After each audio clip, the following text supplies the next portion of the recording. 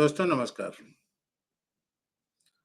दोस्तों, आज मैं ये वीडियो रिकॉर्ड कर रहा हूँ। इस वीडियो का मकसद ये है कि जो राहुल गांधी और कांग्रेस पार्टी तथा उनके समर्थक अखिलेश यादव जैसे नेता डिमांड कर रहे हैं कि ईवीएम से जो चुनाव होते हैं, उसको खत्म कर दिया जाए। तो ये चाहते क्या हैं? ये चाहते हैं कि दोबारा से बैलेट पेपर का ज़माना आ जाए और फिर जैसा पहले 2004 के इलेक्शन से पहले बूथ कैप्चरिंग होती थी, बैलेट बॉक्स लेके जाते थे। इलेक्शन के जो कंडक्ट करने वाले ऑफिसर्स थे, उनका मर्डर हो जाता था। ज़्यादातर इलाकों में बम, बंदूक, गोलियां चलती थी। वो ये फिर से लाना चाहते हैं। ये भूल जाते हैं कि कांग्रेस पार्टी को 2014 में जो 44 सीटें मिली थी, 2019 में जो 50 प्लस सीटें मिली थी और अब की बार जो 99 सीटें मिली थी, वो इसी ईवीएम की वजह से मिली थी। भारत की जनसंख्या बहुत ज़्यादा है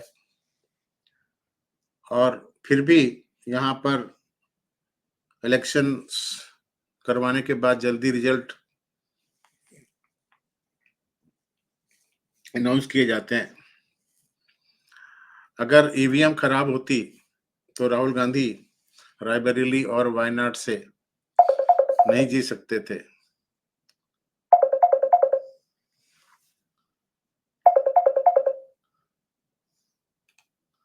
और इसी तरीके से हमारे अखिलेश यादव को जो 5 सीटें पिछली बार 2009 में मिली थी, उसकी जगह 37 सीटें नहीं मिलती थी। मैं आपको एक कहानी सुनाता हूँ कि कांग्रेस पार्टी के डीएनए में है कि ये लोग बूथ कैप्चरिंग करते हैं। बात है 1951-52 के पहले जनरल इलेक्शन की, जिसमें रामपुर की लोकसभा सीट से मौलाना अब्दुल कलाम आजाद इलेक्शन लड़ रहे थे और वो इलेक्शन हार गए थे।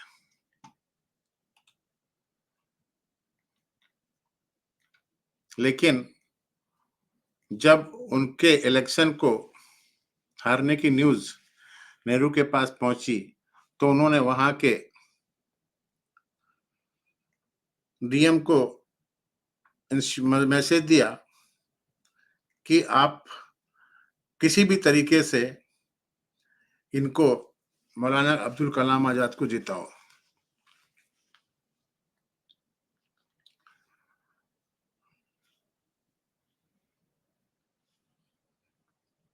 उनके आदेश पर उत्तर प्रदेश के उस समय के मुख्यमंत्री पंडित गोविंद पल्लम पंत ने रामपुर के डिस्ट्रिक्ट मजिस्ट्रेट को प्रेशराइज किया कि आप इलेक्शन का रिजल्ट चेंज करो, बदलो।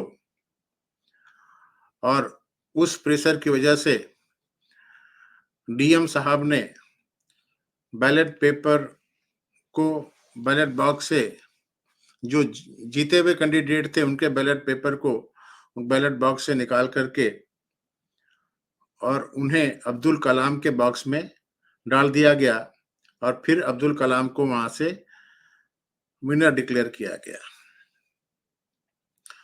उस समय मौलाना अब्दुल कलाम आजाद के खिलाफ बिशन चंद्र सेठ जीते थे, लेकिन नेहरू की वजह से और पंडित गोविंद बल्लभ पंत के प्रेशर की वजह से डिस्ट्रिक्ट मजिस्ट्रेट ने वो इलेक्शन का रिजल्ट चेंज किया था।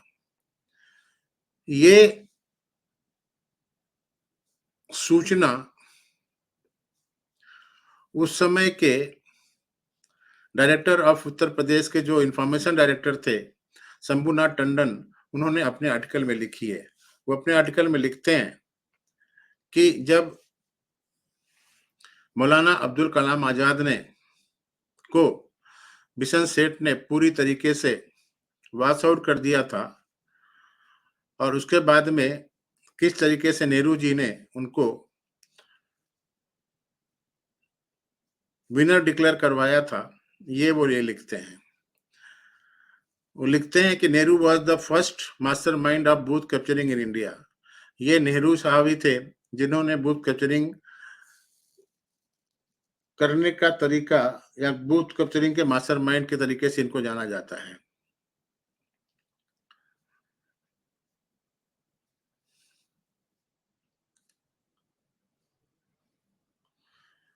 उन्नीस सौ इक्यावन के 52 इलेक्शन में सिर्फ 12 कैंडिडेट कांग्रेस के थे जिनको हार मिली थी। सोचिए किस तरीके का उन्होंने इलेक्शन करवाया होगा, जब डीएम को प्रेशर मार करके और रिजल्ट चेंज करवाए जाते हैं और फिर बोलते हैं कि नेहरू साहब को ट्रसिंग मेजॉरिटी मिली थी।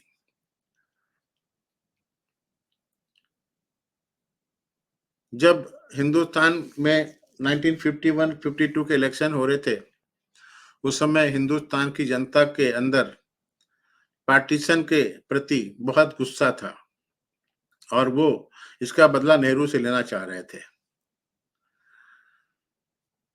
लेकिन नेहरू ने फ्रॉड करके सारे इलेक्शन जीत लिए थे।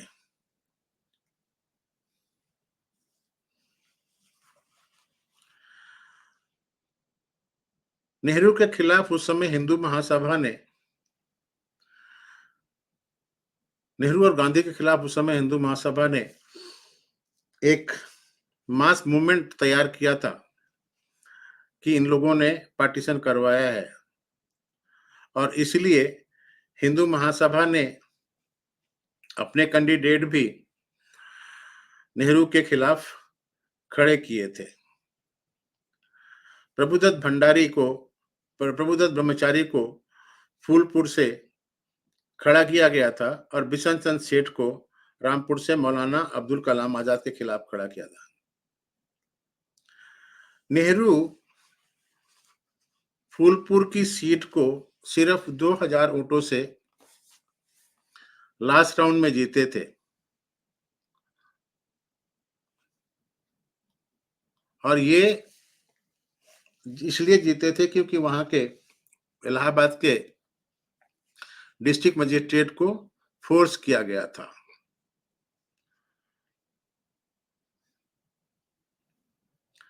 उस समय रामपुर में बिशन चंद्र सेठ के फेवर में काफी भयंकर वोटर टर्नआउट हुआ था और सेठ बिशन चंद्र जी उस समय 10,000 वोटों से जीत गए थे और ये लाउड स्पीकर से अनाउंस भी हुआ था।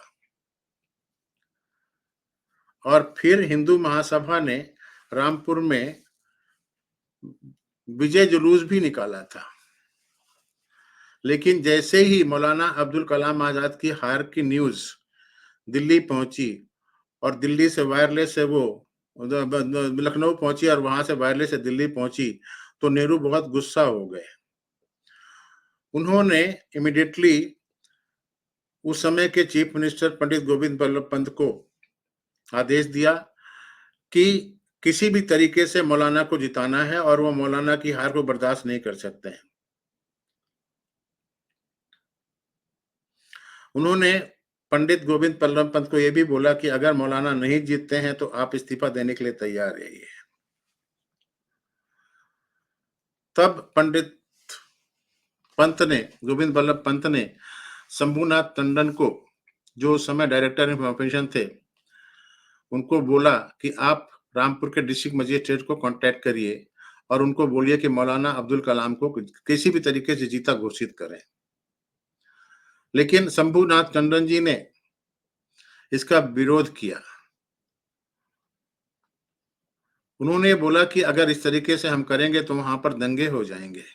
शंभुनाथ टंडन जी ने यह बोला था। तब पंत जी ने बोला कि कंट्री गया भाड़ में, मुझे नेहरू की बातों को मानना है और उनको पालन करना है। इसके बाद डिस्ट्रिक्ट मजिस्ट्रेट रामपुर को ऑर्डर दिया गया कि आप किसी तरीके से कुछ भी करिए, लेकिन मौलाना अब्दुल कलाम को जिताना है। City Kotwal of Rampur Bishan चंद के घर में गए और उनको बोला, उनको बधाई दी। उनके सामने बधाई देने वालों का तांता लगा हुआ था। उन्होंने जाकर के, सिटी कोतवाल ने जाकर के बिशन चंद सेठ को बोला कि आप थोड़ा जाकर के डिस्ट्रिक्ट मजिस्ट्रेट से मिल लीजिए।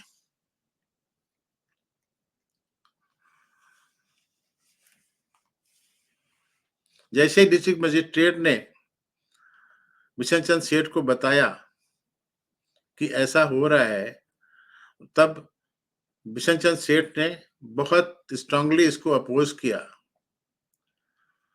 और उन्होंने बोला कि मेरे जो कार्यकर्ता हैं वो तो विक्ट्री जुलूस लेकर के बाहर सड़क पे चले गए हैं, अब मैं उनको क्या बताऊंगा। लेकिन बिशन चंद सेठ के प्रोटेस्ट को किसी ने सुना नहीं। उन्होंने बोला कि हम आपकी, डिस्ट्रिक्ट मजिस्ट्रेट ने बिशन चंद सेठ को बोला, हम आपकी जीत को सैक्रिफाइस कर रहे हैं क्योंकि हमारे को अपनी नौकरी बचानी है। शंभुनाथ टंडन जी उस समय बोलते हैं कि the name of the candidate were not written not on the ballot paper but only on the ballot boxes and the voters were crossed in different boxes. उस समय बैलेट बॉक्स के ऊपर कैंडिडेट का नाम हुआ करता था, बैलेट पेपर के ऊपर नाम नहीं हुआ करता था, तो आपको बैलेट बॉक्स के अंदर वोट डालना पड़ता था।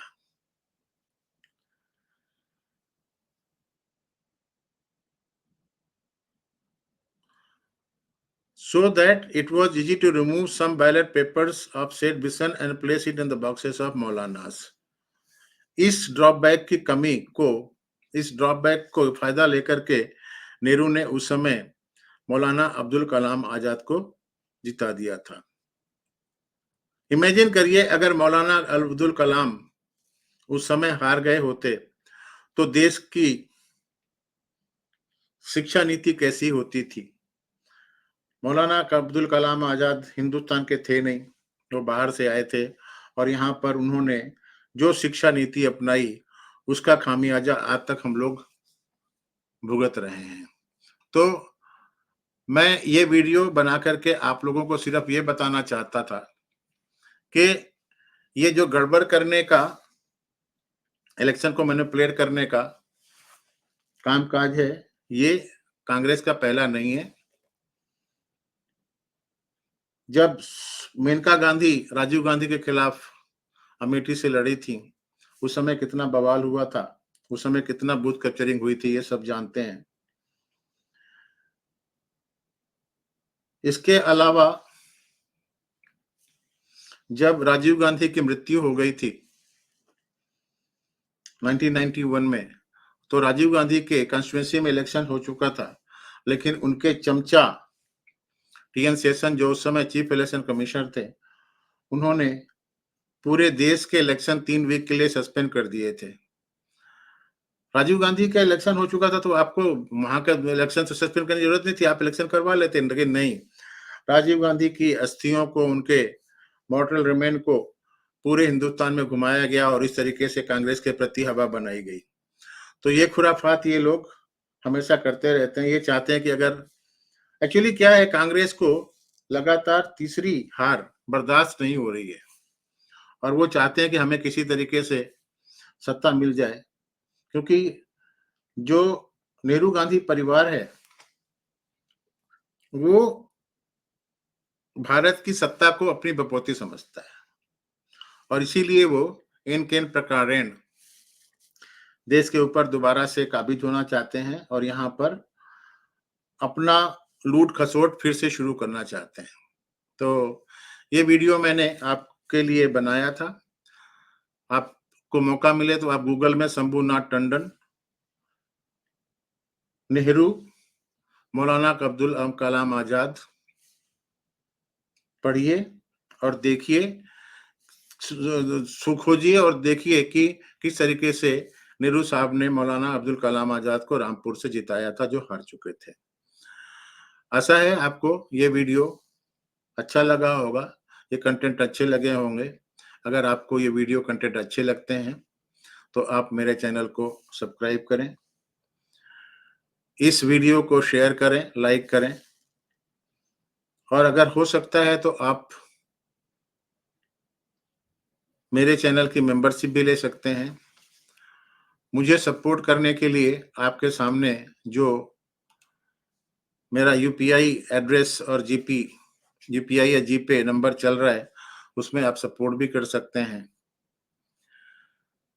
मिलते हैं अगले वीडियो में किसी और इश्यू के साथ। तब तक के लिए नमस्कार, जय हिंद, भारत माता की जय, वंदे मातरम, जय।